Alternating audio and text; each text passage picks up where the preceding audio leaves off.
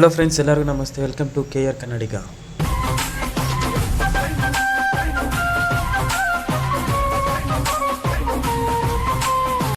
By ಎಲ್ಲರಿಗೂ ನಮಸ್ತೆ. ಎಲ್ಲರೂ ಹೇಗಿದ್ದೀರಾ?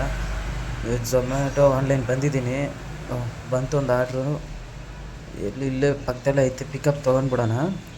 ಅಲ್ಲಿ ಹೋಗಿ ನೋಡೋಣ ಇರಿ ಫ್ರೆಂಡ್ಸ್. ಆದರೆ ನೀವು ಬ್ಯಾಕ್ಗ್ರೌಂಡ್ ನೋಡ್ಬಿಟ್ಟು ಏನು ಕನ್ಫ್ಯೂಸ್ ಆಗಿಬಿಡ, ಸುಮ್ಮನೆ ಎಡಿಟಿಂಗ್ ಹಾಕಿರೋದು.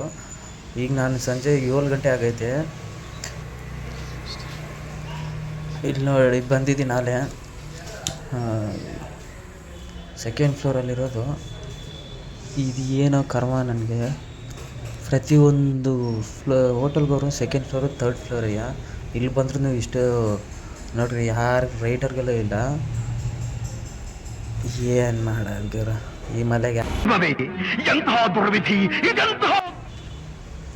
ನಾನು ಇಲ್ಲಿ ಬಂದು ಎಷ್ಟೊತ್ತಾಗೈತೆ, ಇನ್ನೂ ಇಲ್ಲಿವರೆಗೂ ಆರ್ಡರೇ ಮಾಡಿಲ್ಲ, ರೆಡಿ ಮಾಡಿಲ್ಲ ಅವರು.